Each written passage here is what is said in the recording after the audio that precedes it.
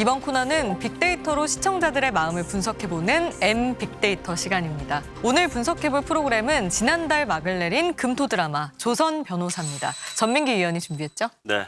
이의소. 조선 변호사는 조선시대 변호사 외지부라는 참신한 소재를 바탕으로 사극 법정물이라는 장르를 개척하며 화제를 모았죠.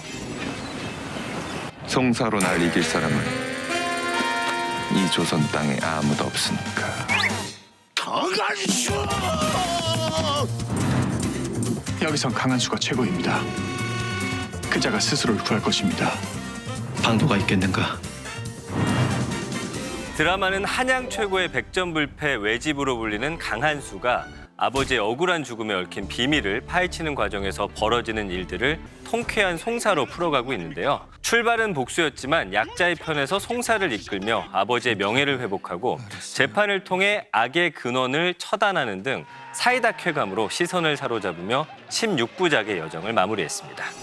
진정한 복수는 의로운 일을 할 때 가치 있다는 메시지를 담으며 법정 활극 특유의 매력을 보여줬는데요. 마지막까지 함께한 시청자들 반응은 어땠나요? 조선 변호사의 전체 언급량은 총 76,676건이었고요. 많이 검색된 감성어를 확인해 보면요. 부정 감성어로는 이혼, 위기, 울다 등 송사에 휘말린 이들의 상황과 관련된 단어들이 등장했고요. 긍정 감성어로는 속 시원하다, 통쾌하다, 성공하다, 웃음 등 캐릭터들의 활약을 보면서 느낀 감정들이 높은 비율로 검색됐습니다. 감성어 데이터를 바탕으로 조선 변호사의 마지막 회를 한번 평가해 볼까요? 저는 이제 긍정 감성어 중에 웃음 그리고 부정 감성어 중에 눈물 상대적인 의미를 지닌 그 두 단어가 좀 인상적인데요. 조선 변호사 같은 경우에 이제 천재 외지부 강한수의 통쾌한 활약을 통해서 이제 활극 톤으로 진행이 되기 때문에 거기서 굉장히 많은 웃음을 이끌어내는데요.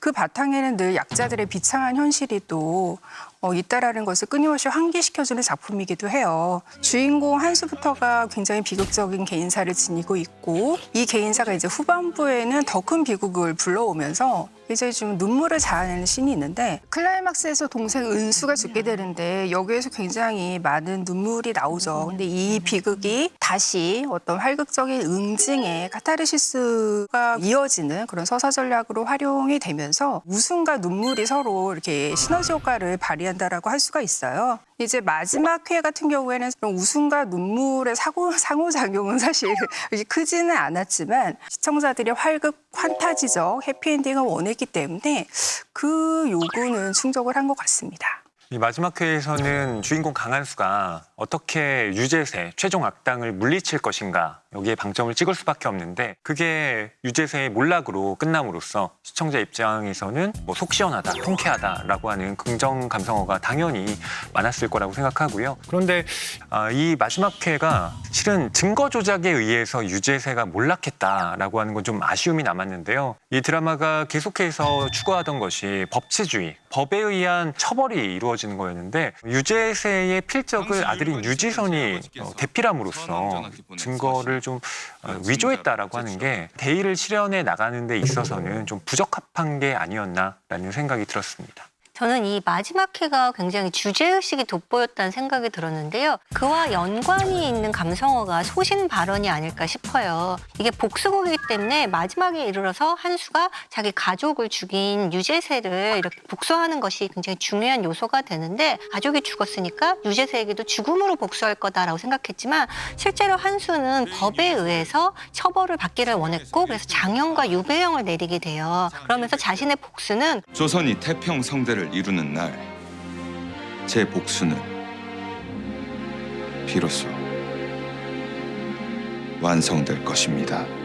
특히 이제 이 드라마의 핵심이 법치주의의 이상이잖아요. 임금부터 백성까지 권력과 위치를 가리지 않고 모두 법에 따라서 통치한다는 것이 이 드라마의 핵심인데 여기 보면 성공이라는 말이 있잖아요. 그러니까 즉 복수도 성공했지만 결국 그 이상을 실현하는 데도 성공했다라고 말할 수가 있겠고요. 마지막 장면에 이르면 한수, 연주, 이휴일, 유지선 4명이 젊은이가 힘을 합쳐서 이렇게 대전을 완성한 장면을 보여줬는데요. 사실 퓨전 사극이 어떤 우리의 이루지 못한 듯한 소망이나 희망 같은 것들을 대신 이루어주는 그런 역할을 하고 있는데 이 드라마는 마지막에 이런 법치주의가 완성되었다. 이런 어떤 역사적인 해석을 보여줌으로써 퓨전 사국을 보는 시청자들의 대리 만족을 안겨주었다라고도 할 수 있을 것 같습니다. 자, 그러면 또 다른 데이터를 통해 조선 변호사에 대한 시청자의 목소리 분석해볼까요? 네, 조선 변호사 연관 검색어 준비했습니다. 법전, 공주, 법정, 활급, 마지막 회, 리벤지, 변호사, 의금부, 대진운, 조선 등의 키워드가 등장하고 있습니다. 네, 조선 변호사가 연상되는 다양한 키워드 중에서도 이 복수라는 뜻의 리벤지라는 단어가 가장 먼저 눈에 들어옵니다. 무엇에 대한 단어인가요? 복수심으로 똘똘 뭉친 두 캐릭터, 주인공 한수와 공주이자 조력자인 연주를 가리키는 키워드로 해석해 볼 수 있습니다.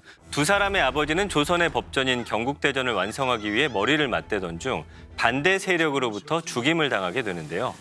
부모의 죽음을 사주한 이를 찾아 복수하는 과정에서 펼치는 공조작전이 쾌감을 선사하며 리벤지 활극으로서의 매력을 끌어올렸습니다. 두 캐릭터에 대한 관심은 인물 검색어 순위에서도 드러나는데요. 자유로운 영혼을 가진 공주 이연주를 연기한 김지연 배우와 백전불패 외지부 강한수를 연기한 우도환 배우가 나란히 1, 2위를 차지했고요. 뒤를 이어 아버지를 배신하고 이들의 복수를 도운 판윤 유지선 역의 차학연 배우가 3위에 올랐습니다. 여기에 두 캐릭터의 복수 대상이죠. 원상 유재세 역을 맡은 천호진 배우와 우참찬 추영우 역의 최무성 배우가 4, 5위에 오르는 등 인물 검색어를 통해서도 그게 메인 플롯인 복수를 향한 시청자들의 높은 관심을 확인할 수 있었습니다. 주인공부터 악역까지 다양하게 관심을 받은 것 같은데요. 그중에서도 복수 서사의 재미를 잘 살린 캐릭터 구도를 꼽아주신다면요? 한수와 은수 남매의 캐릭터 구도가 되게 흥미로웠어요. 한수 같은 경우에는 남성이니까 외집으로 외적인 활동, 사회적인 활동을 하면서 본인의 어떤 사적인 복수와 공의적인 복수를 동시에 실행을 할 수 있었는데, 딸인 은수 같은 경우에는 어린 시절부터 이제 집안을 살리기 위해서 이제 혼인을 해야 했고, 진실을 알게 되고 복수를 계획할 때는 이것을 실행할 수 있는 방법이 역시 자신의 어떤 성을 이용해서 사대부들에게 접근하는 방법밖에 없었어요. 그럼에도 불구하고 이제 은수가 완전히 희생적인 캐릭터로 끝난 것이 아니라 뭐 왕이라든지 또 주인공 한수에게 굉장히 의미 있는 유언을 남기잖아요. 이 서신을 남기는 이유는 딱 하나야. 내 죽음이 오라버니에게 또 다른 원한으로 남지 않길 바라서야. 원한을 가지지 말라라는 어떤 유언, 그리고 윤수의 희생을 기리면서 한수는 이제 조금 더 대의적인 복수 쪽에 힘을 실었다고 볼 수가 있고요. 죄인 유재세를 차명에서 1등급 감하여 장 100대와 유 3000리에 처하시옵소서. 원상에게 진짜 형벌은 죽음이 아닙니다. 자신이 꼭두각시로 삼으려 했던 어린 왕이 스스로 나라와 백성을 구하고 위대한 군주가 되어가는 과정을 지켜보는 것이지요. 이제 결과적으로 어떤 원상의 처벌을 결정을 할 때 죽음보다는 후대에 본보기를 만들 그런 사례를 남겼다라고 할 수가 있어요. 그래서 결국 이 두 남매는 죽은 아버지가 못다 이룬 꿈을 실현을 한 거죠. 그래서 진정한 어떤 복수와 대의 실현의 동반자 관계가 아닌가 생각됩니다. 저는 그 은수와 지선의 조합을 좀 꼽고 싶은데요. 은수는 그 조정의 불륜 스캔들을 일으킨 장본인이기도 하고 또 유재세에게 속아서 첩자 노릇을 또 하고 있었는데요. 내 아버님이 강한수 부모를 죽게 한 원수다. 그뿐 아니라 선왕 전하의 죽음에도 깊이 관여하셨지. 실은 다 유재세의 계략이었음을 알게 되었고 부모님을 죽인 원수 역시 유재세의 힘을 알게 되는데요. 또 은수가 스스로 목숨을 끊는데요. 이로 인해서 그간 아버지와 완전히 척을 두진 않았던 유지선이 완전히 대립하게 되는 그런 계기를 마련하게 됐기도 합니다. 그런 점에서 강은수라고 하는 캐릭터가 단지 소비적으로만 잠깐 나왔다가 사라진 것이 아니라 캐릭터의 그 성격을 변화시키는데 아주 큰 역할을 했다는 점에서 저는 이 은수라는 캐릭터를 좀 더 주목할 필요가 있다고 생각이 들었습니다. 저도 이제 은수라는 캐릭터에 주목은 했는데 그 구도적으로는 사실 약간 주변 인물인 임금 이휴일과의 구도가 흥미롭다고 느꼈어요. 은수는 유재세가 부모님의 원수인지도 모르고 속아서 첩자 노릇을 하면서 어떤 사회에 해악을 끼치는 일을 도왔죠. 그렇기 때문에 그것에 대해서 처벌을 받아야 되는 비극적인 운명의 인물이지만 죽어서도 유재세에게 복수할 수 있는 실마리를 남겨놓는 굉장히 당찬 인물이기도 해요. 우리 아버지가 선왕 전하께 보낸 서신이야. 우리 은수가 주고 간 마지막 선물이기도 해요.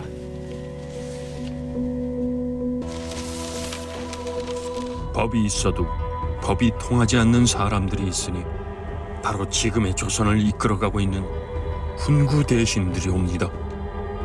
이율도 유제세를 견제하고 법치주의를 확립해야 된다는 평소의 소신이 있었지만 그 과정에서 은수의 희생은 불가피하다라는 그런 결정을 내리게 되는데요. 그래서 이율은 그 은수에게 형률 대신에 호율을 적용해서 교형이라는 굉장히 극형을 내리게 되는데요. 강씨가 무릇 여러 사내들과 간통한 죄는 호율에 남편을 배반하고 도망하여 바로 걔가 한 것을 적용하여 교형에 처한다. 그 과정에서 깊은 내적 고뇌를 하게 됩니다. 하지만 은수는 옥에 갇혔을 때 이유를 만나서 그런 마음을 이해하고 자신이 희생해서라도 임금의 뜻을 실현하겠다라는 의지를 밝히게 돼요. 하오니 전하께서는 반드시 강하고 어진 임금이 되시어 원상 같은 간신들을 몰아내시고 그로 인해 고통받은 백성들의 한을 풀어주시옵소서. 결국 두 사람의 구도를 보면 복수를 실행할 때 어떤 방법이 옳은가에 대한 어떤 성찰을 이끌어낸다고 할 수가 있겠습니다. 복수의 복잡한 양상, 법의 의미 이런 것들을 은수와 이율의 구도를 통해서 드라마에서 구현됐다는 생각이 들었습니다. 후반부에 등장해 주인공 한수의 각성을 이끌어내면서 큰 인상을 남긴 강운수 캐릭터와 관련된 구도를 많이 꼽아주신 것 같습니다. 다음으로 분석해볼 단어는 법정인데요. 변호사가 주인공인 만큼 떼놓을 수 없는 단어인 것 같아요. 네, 맞습니다. 이혼을 원하는 사대부 마님부터 주인집 도련님 대신 살인죄를 뒤집어 쓴 노비, 토지를 둘러싼 권력가와 소장농의 싸움 등 법정에서 해결할 수밖에 없는 사연들이 매회 등장해 시선을 끌었는데요. 모두가 계란으로 바위치기라고 손가락질하는 상황에서도 솟아날 구멍을 만들어내고 소를 취하하고 모든 걸 원래대로 되돌려 놓고자 합니다. 원래대로 남의 땅에다가 돌이며 흙이며 날라서 방죽을 만들어 놨으니 그걸 다시 다 걷어가라고 했사옵니다. 아이고 내 땅. 내 땅. 땅을 포기하겠네. 그 구멍으로 억울한 이들을 구해내는 외지부 한수의 문제 해결 방식이 눈길을 모으며 떠오른 단어로 해석할 수 있습니다. 조선 변호사 온라인 조회수 탑3 클립을 보면 법정 이야기가 큰 비중을 차지한 회차들임을 확인할 수 있었는데요. 억울하게 옥에 갇힌 한수를 구하기 위해 법정에 나타난 증인들의 뒷이야기가 공개된 11회가 3위를 차지했고요. 손 좀 봐줘야겠다 싶어서 미행을 했던 것인데 얻어질 때까지도 혼자 있는 시간이 나질 않아서 그만 포기했었지요. 그날 강한수는 추대감을 죽일 시간이 없었사옵니다. 외지부 한수가 신문 규정을 지키지 않은 형조판서의 허점을 찌르며 활약을 펼친 8회가 2위에 올랐습니다. 고문을 할 때에는 정해진 형장을 사용하고 한 번에 30대를 넘지 않아야 하며 3일 이내에 2번의 고문을 할 수 없다고 되어 있사옵니다. 헌데 이 경기 가명에선 이봉삼에게 자그마치 창 50대를 때리고 주리도 들었지요. 그것도 이틀 연속으로다가요. 누가 그런 규정들을 다 지킨단 말이냐? 어명으로 제정된 법이옵니다. 설마 지금 그 말씀은 이 어명을 거역해도 된다는 뜻이옵니까? 1위는 한수가 한양 제1의 거상을 상대로 소송을 건 첫 회가 12만 1,663회로 가장 높은 조회수를 기록했는데요. 조객주가 가지고 온 판례는 경인년 4월 초 3일 우리 조선이 아니라 명나라 송사의 판례이옵니다. 여긴 어디? 조선! 우리는 누구? 조선이야! 근데 왜 명예의 판례대로 판결을 해야 합니까? 아니 그렇습니까 여러분? 여기서 눈여겨볼 부분은 상위권의 영상들이 모두 요약본이었다는 점입니다. 네, 한수의 백전불패 외지부다운 면모를 볼 수 있었던 회차들이었는데요. 해당 클립들이 주목받은 이유는 뭐라고 보시나요? 요약본이라는 공통점을 먼저 생각을 해보면 요즘에는 그 드라마가 서서히 빌드업되는 그런 과정보다 빨리빨리 전개되는 것을 원하기 때문에 재생 속도를 굉장히 빠르게 해서 시청을 하거나 또 요약본을 보거나 이런 것들이 그 젊은 층의 그 콘텐츠 소비 양상으로 자리를 잡았기 때문에 아마 그것이 이제 요약본에 대한 높은 조회수로 나타난 것 같고요. 이 조선 변호사의 가장 중요한 시청 포인트는 조선시대 외지부라는 신선한 소재잖아요. 배경과 캐릭터가 설명되는 1회를 봐야지 이 드라마의 내용을 이해할 수가 있기 때문에 그 1회 요약본에 대한 관심이 가장 높았다라고 생각을 하고요. 2위인 8회 같은 경우에는 이 드라마가 이렇게 16부작인데 정확하게 딱 중간 지점에서 또 후반부의 서사 동력을 위한 전환점이 마련되는 회차였기 때문에 또 관심이 높았다고 봐요. 남주인공이 여주인공에게 청혼을 하는 그 장면이 들어가고요. 또 이제 후반부의 악당 중에 한 명이었던 추대감의 죽음이 이 회차에 그려지거든요. 그래서 후반부의 복수 서사를 위한 중요한 에피소드들이 꽉 들어찬 회차였기 때문에 그만큼 관심으로 이어지지 않았나 싶습니다. 2, 3위에 오른 영상을 보면 이게 조선 변호사가 법정물일 뿐만 아니라 연애물이기도 하다라고 하는 걸 정확하게 보여주는 사례라고 생각이 듭니다. 이 한수와 연주는 이제 회차를 거듭하면서 같이 사건을 해결하기도 하지만 동시에 애정도 같이 커져 나갑니다. 그런 한수와 연주 사이에는 실은 이 신분의 어떤 차이도 있고 또 연주가 소원이라는 여종의 이름으로 활동하지만 실은 공주라는 이 비밀도 갖춰져 있는 거잖아요. 그렇기 때문에 이 비밀이 이제 드러났을 때 과연 두 사람이 어떻게 사이가 틀어질까? 이것도 시청자 입장에서는 좀 조마조마하면서 보게 되는데요. 8회와 11회 같은 경우는 바로 그 부분을 잘 보여줬다는 생각이 듭니다. 우선 8회 같은 경우는 강한수가 연주에게 청혼을 하면서 그리고 이 싸움이 끝나고 나면 나도 남들처럼 평범하게 살아볼까 해. 혼인도 하고 아이도 낳고 그리고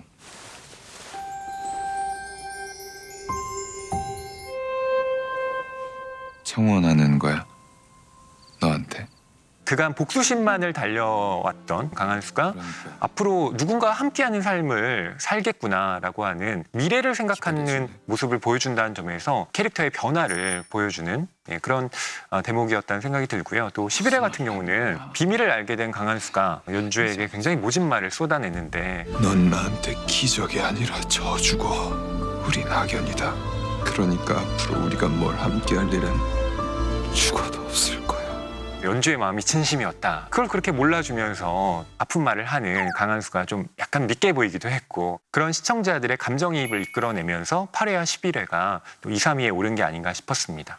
말씀하셨듯이 연주와의 갈등이 굉장히 고조되는 부분이었기 때문에 시청자들의 관심이 쏠렸다고도 볼 수 있지만 한수의 성장이 두드러졌다고 보이거든요. 한수는 이제 추영우를 죽였다는 누명을 쓰고 죽음에 이르기 직전까지 몰리게 되는데 한수가 변호해서 도움을 준 사람들이 나타나서 한수를 다시 도와줘요. 사람을 죽일 뿐이 아니옵니다. 엄청 달려주시옵소서. 많이도 데려왔네. 석방하라!